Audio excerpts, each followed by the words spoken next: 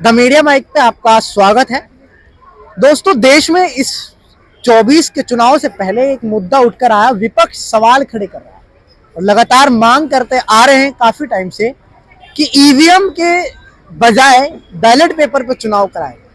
तो आज पब्लिक से जानते हैं कि उनकी राय क्या है इस बारे में। क्या ईवीएम की जगह बैलेट पेपर चुनाव कराने चाहिए या नहीं? क्या कहेंगे इस बारे में? देखिए, ये विपक्षी पार्टी जो है ये साजिश के तहत देश को और 100 साल पीछे ढकेलना चाहती है। ये बैलेट पेपर आज जो है ना, हर लेन देन ट्रांजैक्शन जो है ना कैशलेस हो रहा है, डिजिटल पेमेंट के माध्यम से लेन देन हो रहा है। हर जगह एडवांस आगे जा रहा है और देश यहाँ हमारा चांद पर सूरज पर जा रहा है। तो टेक्नोलॉजी इतना आगे बढ़ गई है और ये चाहते हैं विपक्षी की देश और 100 साल पीछे चला जाए, धांधली कर पाए, चोरी कर पाए, डकैती कर पाए।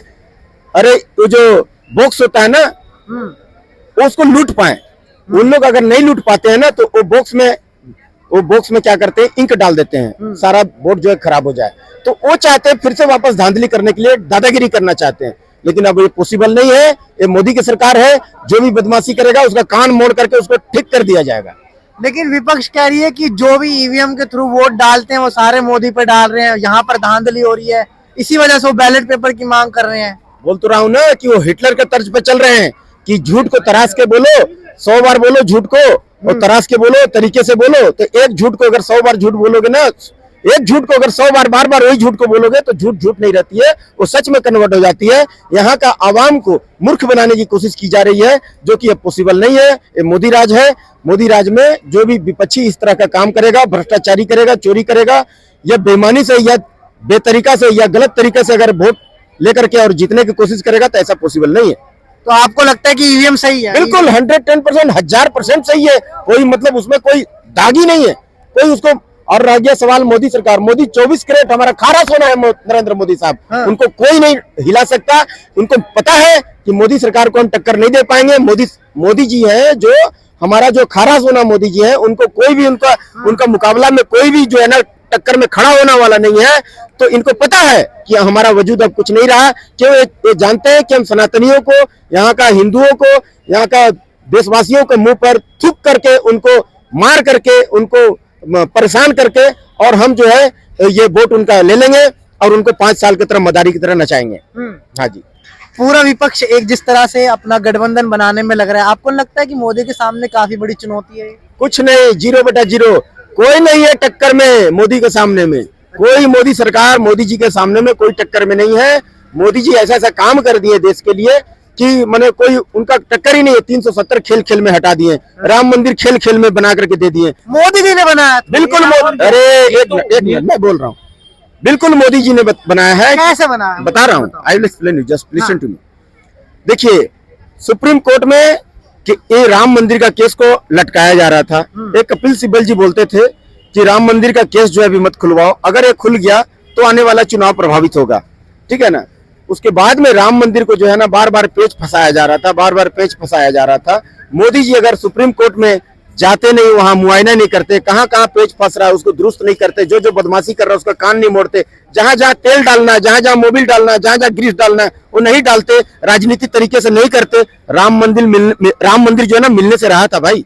हाँ, ये मोदी सरकार के ही देन है कि राम मंदिर मिल गया और हम शुक्रगुजार हैं और युग युगांतर तक शुक्रगुजार रहेंगे ये भारतीय जनता पार्टी का और नरेंद्र मोदी साहब का कि उन्होंने हमें बहुमूल्य श्री राम प्रभु का मंदिर दिया। उनको मुजरिम की तरह जो 500 साल से टेंट में रखे गए थे, उनको जो है ना वहां से निकाल करके एक भव्य महल में, राजमहल में श्री राम प्रभु को देने का काम किया है। मैं उनका शुक्रगुजार हूँ।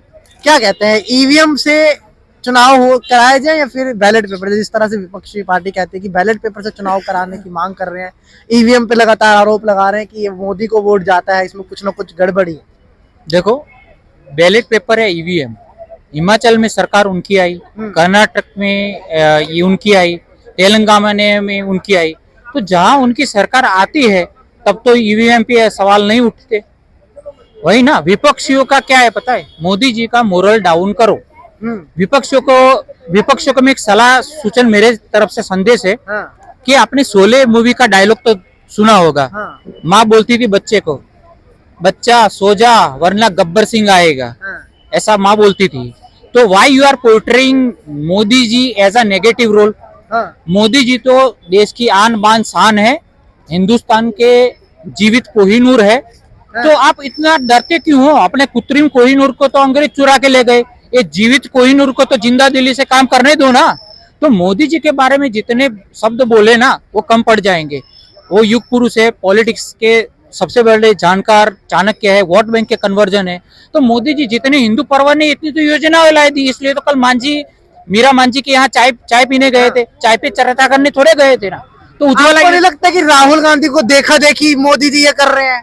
राहुल गांधी को तो मंदिर में जाने के लिए सिखाया ही मोदी जी ने, इंस्पायर किया। और एक बात आपको बता दूं, थोड़ा इतिहास साझा कर देता हूँ। राजनीति, नीति शास्त्र और धर्म शास्त्र साथ नहीं चलता ना, तो वो राजनीति में आके नीति विरुद्ध काम करेगा, धर्म के विरुद्ध काम करेगा। लोग बोलते हैं कि राजनीति को धर्म के साथ क्यों जोड़ते हो? आप देख लो, अपने पुराने शासक देख लो, जो धर्म के साथ राजनीति नहीं जुड़ी ना, वो सिर्फ अधर्म ही फैलाया है। 14 के बाद जब राजनीति के साथ धर्म जुड़ा तो उनको अधर्मी लगने लगे सब। कहीं ना कहीं धर्म को साथ में जोड़ना खतरनाक नहीं है देश में? कैसे जिस तरह खतरनाक धर्म हो सकता निरपेक्ष है है, ना? इसमें यहाँ पे सभी धर्मों के लोग हैं। मैं राहुल- एक ही धर्म से जोड़ दिया जाए तो अरे, कहीं एक ही धर्म की बात नहीं है। आप बताओ, राजनीति, नीति शास्त्र और धर्म शास्त्र, तो इन तीनों का मोदी जी ने समन्वय किया। जिन्होंने नहीं किया उनके घर पे से 300 साढ़े 300 करोड़ निकलते हैं। एक बात बताइए, आप क्यों ना जोड़ा जाए भाई हिंदू धर्म से? हाँ। क्यों ना जोड़ा जाए ये बताओ? क्या ये इस्लाम धर्म है या? सारे धर्म रह रहे मैं हैं तो। क्यों रह रहे हैं? धर्म के नाम पे देश बट गया था, अलग बंटवारा हो गया था, क्यों रह रहे हैं? अच्छा, तो किराएदार है, किराएदार की औकात में रहना चाहिए आदमी को। किराएदार है। हैं? खुद का समझ मकान रहे नहीं समझ रहे? नहीं है। वो किराए के मकान मैं में क्या कह रहा हूँ? हाँ। किराएदार है, किराएदार की हैसियत के अनुसार रहना चाहिए। किराएदार कौन उसका है? मतलब ये नहीं, हाँ। अरे जिनका धर्म के नाम पे बंटवारा हो गया था उनको अलग देश दे दिया गया था कि आपका ये पाकिस्तान अलग है हाँ। और ये हिंदुस्तान हिंदुओं का हिंदुस्तान। इतिहास पढ़ा है आप? अरे इतिहास ही पढ़ा है, इतिहास ही पढ़ा है, इतिहास के बारे में बात कर रहा हूँ भाई साहब, पत्रकार महोदय। हाँ। मैं उसके बारे में बात कर रहा हूँ। धर्म के नाम पे बटाता नहीं बटाता? बिल्कुल बटा था तो अलग देश दिया गया था, नहीं दिया गया था? तो फिर किसने दिया था देश? पूरा उन गद्दारों ने दिया था जिनके करे धरे आज जनता को भुगतने पड़ रहे। हाँ। ये महात्मा गांधी नहीं और जिन्ना समझे? की देन है। अब एक बात बताओ, जो धर्म के नाम में बंटवारा हुआ, कत्लेआम हुआ, तो आज तक उसका जो दुर्भाग्यपूर्ण परिणाम हमें झेलना पड़ रहा है।